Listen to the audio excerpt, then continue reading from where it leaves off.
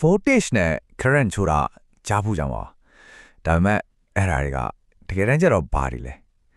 ကျွန်တော်တို့ရဲ့ပုံဝင်ခြင်းကအရာအလုံးကိုအသက်ဝင်စေတဲ့ဒီအခြေခံအကြောင်းဆုံးရာနှုတ်ခုအကြောင်းကိုဒီနေ့ရိုးရိုးရှင်းရှင်းလေးနဲ့နားလည်တော့ပြောပြသွားမှာပါဒီလိုမျိုးလေးကြုံဖူးကြတယ်မလားတကားလကိုင်းဖို့ကိုလမ်းကိုင်းမှာဖြတ်ဆိုပြီးတက်လိုက်သွားတာမျိုးလေး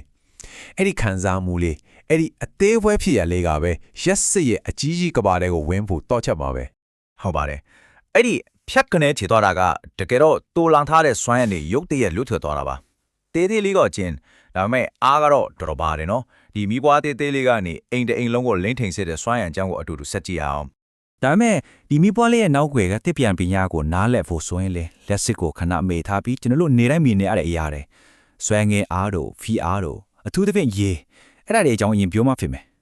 ဘာလို့လဲဆိုတော့လက်စစ်ရဲ့မမြင်ရတဲ့လောကကိုနားလည်ဖို့အကောင်ဆုံးနည်းကရေစီးတာနဲ့နိုင်ရှင်ကြည့်တာပါပဲကဲအရင်ဆုံး potential energy တို့မဟုတ်တီမဲစွမ်းအင်ဆိုတာနဲ့ဆက်လိုက်အောင်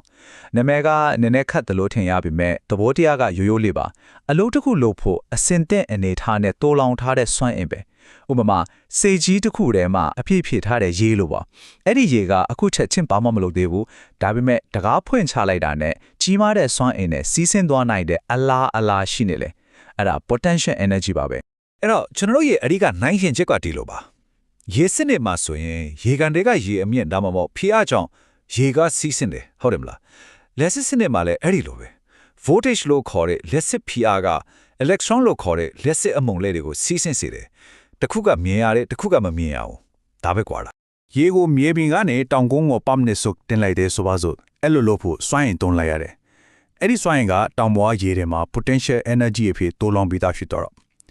့လက်စစ်မှာလည်းဒီလိုပဲပစ္စည်းတစ်ခုကိုပို့တိုက်လိုက်တဲ့အခါလက်စစ်ဓာတ်တွေကတနေရာကနေတနေရာကိုရွှေ့သွားပြီးမညီမျှမှုဖြစ်သွားတယ်အဲ့ဒီမှာစွမ်းအင်ကတိုးလောင်ပြီးသားဖြစ်သွားတာကဲ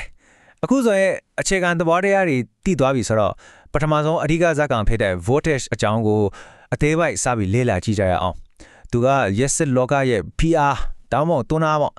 ပညာရဆိုင်ရာအတိပ္ပယ်ဖွင့်ဆိုချက်တွေကတော့ဘုံအားဆိုတာလက်စစ်တပ်တွေကိုရွေလျားတော့အောင်တွန်းပို့ပေးနိုင်တဲ့တီမဲစွမ်းအင်ပမာဏကိုတိုင်းတာတာပါဒါပေမဲ့အဲ့တော့ခေါင်းနဲ့မထည့်ပါနဲ့ရိုးရိုးလေးပဲမှလိုက်ပါဘုံအားဆိုတာလက်စစ်စီးကြောင်းဖြစ်အောင်တွန်းပေးတယ်အားစေအမြင့်ကြီးကရေတွေကိုအောက်ကိုအရှိန်နဲ့တွန်းချပေးနေတယ်လို့ပဲအဲ့ဒီတွန်းအားကဘိုးအားပဲဒီနေရာမှာအရန်အရေးကြီးတဲ့အချက်တစ်ခုရှိတယ်။ဘွားဆိုရတနေရာထဲမှာတိုင်းလို့ရတဲ့အရာမဟုတ်ဘူး။သူကအမြဲတမ်းအမတ်နှစ်ခုကြားကခြားနာချက်ပဲ။အမြင့်လို့ပေါ့။တောင်တလုံးကဘယ်လောက်မြင့်လဲလို့ပြောချင်ရင်ပင်လယ်ရေမျက်နှာဖြင်းလို့မျိုးနှိုင်ရှင်စရာကြီးခြင်းတစ်ခုလို့ရတယ်။အဲဒီလိုပဲဘွားကိုတိုင်းရင်လည်းအမတ် A နဲ့အမတ် B ကြားမှာဘယ်လောက်ကွာလဲဆိုပြီးတဲ့တိုင်းတာရတာပါ။ဆိုတော့ရေတန်းကနိုင်လေးကနေရေလေးအားနေတာကိုမယုံကြည်လိုက်။အားသိမပါဘူးဟုတ်တယ်မလား။စွမ်းရည်နဲ့ပဲထွက်တယ်အဲ့ဒါဘူအားနဲတဲ့သဘောတရားပဲတွန်းအားကနဲနေတာပေါ့အခုတခါနိုင်ကြရလို့ရေတန်းခွန်အကြီးကြီးနဲ့ရေတွေဒလဟောကြာနေတာကိုစဉ်းစားကြည့်အောင်ပါဆိုရင်ရက်တံမရက်နိုင်ဘူးစွမ်းရည်အများကြီးထွက်လာတယ်ဘာလို့လဲအမြင့်ချမ်းသာချက်အများများလို့အဲ့ဒါဘိုးအားများလေတဘိုးပဲဘိုးအားများလေတွန်းအားကောင်းလေစွမ်းရည်များရလေပဲအဲ့ဒီလိုတွန်းအားအဲ့ဒီဘိုးအားကိုဘေးကလဲဆိုတော့နီလာနဲ့အများကြီးရှိတယ်ကျွန်တော်တို့လက်နေတိုင်းတွေကဘက်ထရီတွေလို့ဓာတုပြတဲ့အနည်းနဲ့ဖန်တီးလို့ရတယ်အိမ်ကောင်မိုးဘက်ကဆိုလာပြားတွေလို့နီအောင်ကြီးကနေရနိုင်တယ်ပြီးတော့နိုင်ငံလုံးကိုမီးပေးနေတဲ့ဓာတ်ပေးစက်ယုံကြီးတွေလို့ generator တွေလို့တန်လိုက်စက်ကွင်းကိုသုံးပြီးတော့လည်းထုတ်လုပ်နိုင်ပါတယ်ကဲတွန်းအားဖြစ်တဲ့ဘူအားကျွန်းနားလည်ထားပြီးဆိုတော့အဲ့ဒီတွန်းအားကျွန်းဘာဖြစ်လာမလဲစီစဉ်မှုဖြစ်လာမှာပေါ့အခုအဲ့ဒီလက်စီကြောင်း current ကြောင်းကိုစက်ပြီးလေ့လာကြည့်အောင်တွန်းအားရှိုံနဲ့တော့ရေကစီးမှမဟုတ်ဘူးလေပိုင်လိုက်လိုမျိုးလမ်းကြောင်းရှိမှစီးမှာပေါ့လက်စစ်မှလည်းတူတူပဲရက်စီးကြောင်းဖြစ်ဖို့ဆိုရင်အဓိကအချက်တွေလိုတယ်တစ်တွန်းအားပေးမဲ့ဘက်ထရီလို့ဗို့အားရင်းမဲ့တစ်ခုနှစ်စီးဆင်းတော့ဖို့ဝါယာကြိုးလို့လမ်းကြောင်းတစ်ခုသုံးဒါကရေးကြီးဆုံးပဲအဲ့ဒီလမ်းကြောင်းကအစနဲ့အဆုံးပြန်ဆက်နေတဲ့စဝိုင်းလို့ပတ်လန်းပြည့်စုံနေရမယ်အဲ့ဒီခါကျမှလက်စစ်တပ်တီကအဆက်မပြတ်စီးဆင်းနိုင်မှာအဲ့လိုပတ်လန်းပြည့်စုံပြီးဆိုတာနဲ့electron တွေတန်းစီပြီးစီးဆင်းနေတာကိုပဲရှက်စီကြောင်း current လို့ခေါ်တာပါပဲရေစီးကြောင်းလိုပဲပေါ့ပြီးတော့ battery ကရတဲ့ရှက်စစ်လိုမျိုးလာယာတစ်ခုတည်းကိုပဲတဲ့တန်စီးနေရင်တော့သူ့ကိုတိုက်ရိုက်ရှက်စီ direct current DC လို့ခေါ်ကြပါတယ်ဒီနေရာမှာမှတ်ထားရမယ့်အရန်အရေးကြီးတဲ့အချက်တစ်ခုကတော့လမ်းကွဲမစီးတဲ့ရေပိုက်လိုင်းတစ်ခုတည်းမှာဆိုရင်ပိုက်အစမှာစီးတဲ့ရေပမာဏနဲ့အဆုံးမှာစီးတဲ့ရေပမာဏကအတူတူပဲလေ လက်စစ်မှာလည်းဒီလိုပဲကွင်းဆက်တစ်ခုတည်းပဲရှိတဲ့ပတ်လန်တစ်ခုမှဆိုရင်ဘယ်နေရာမှာပဲတိုင်းလက်စစ်ကြောင့် current ပမာဏကအတူတူပဲဖြစ်နေရဒါဆိုပတ်လန်းပြတ်သွားရင်ဘာဖြစ်မလဲလွဲပါတယ်ရေပိုက်ပြတ်သွားရင်ရေဆက်မစီးတော့လို့ပဲဝါယာကျိုးတနေရာမှာပြတ်သွားတာဖြစ်ဖြစ်ခလုတ်ကိုပိတ်လိုက်တာဖြစ်ဖြစ်ပတ်လန်းကမပြည့်စုံတော့တာနဲ့လက်စစ်ကြောင့်ကချက်ချင်းရပ်သွားရောဒါပေမဲ့တွင်းအားဖြစ်ဖြစ်ဗိုးအားကတော့ပြောင်းမသွားဘူးအဲ့ဒီပြတ်နေတဲ့နေရာရဲ့ဟိုဘက်နဲ့ဒီဘက်မှာအပြည့်ပါလားစုနေပါဟုတ်ပြီအခုဆိုရင်တွန်းအားဖြစ်တဲ့ဗိုးအားကိုလည်းသိပြီစီစဉ်မှုဖြစ်တဲ့လက်စစ်ကြောင့်ကိုလည်းသိပြီကဲဒီနှစ်ခုကိုပေါင်းပြီးကြည့်ရအောင်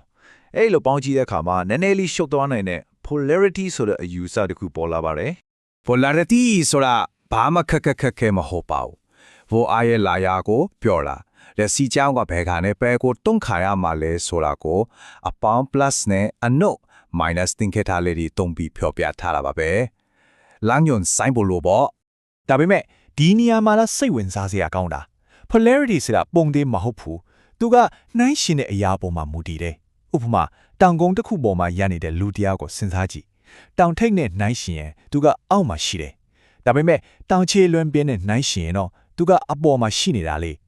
လူကတယောက်ထဲပဲနေရာလဲမပြောင်းဘူးဒါပေမဲ့ဘာနဲ့နှိုင်းရှင်လဲပေါ်မှုတည်ပြီးအပေါ်အောက်ပြောင်းသွားတယ်လို့ပါပဲအခုဒီလက်စစ်ပတ်လန်းကိုကြည့်လိုက်အမှတ်3ကိုအာယုံစိုက်ထားနော်သူ့ကိုသူ့တဲ့ဘိုးအားပိုများတဲ့အမှတ်1နဲ့ရှင်းလိုက်တဲ့အခါသူကဘိုးအိုင်းနိုင်တဲ့အတွက်အနုတ်ဖြစ်သွားတယ်ဒါပေမဲ့အဲ့ဒီအမှတ်3ကိုပဲသူ့တဲ့ဘိုးအားပိုနဲ့အမှတ်4နဲ့ပြန်ရှင်းလိုက်တဲ့အခါကျတော့သူကအပေါင်းဖြစ်သွားပြန်ရောတွေ့လားနိုင်ရှင်နဲ့အမှတ်ပေါ်မူတည်ပြီးသူ့ရဲ့ polarity ကပြောင်းသွားတယ်အဲ့ဒါနိုင်ရသဘောတရားပါပဲကဲဒီနေ့ပြောခဲ့တဲ့များကိုဇာတိနဲ့အနည်းချုပ်ပြန်ကြည့်အောင်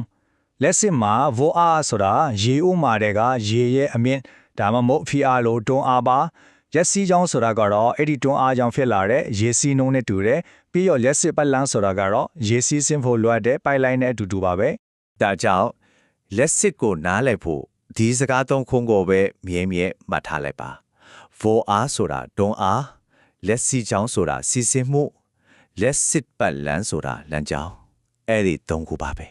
ဒါပေမဲ့တွန်းအားရှိလို့စီးဆင်းမှုဖြစ်လာပြီဟုတ်ပြီအဲ့ဒီစီးဆင်းမှုကိုရောကျွန်တော်တို့ကဘယ်လိုထိန်းချုပ်မလဲဘယ်လိုလုပ်ပြီးအသုံးဝင်တဲ့မီဒီလီနာတို့ပန်ကလေတာတို့အလုပ်တွေထျောက်လွတ်မှလဲ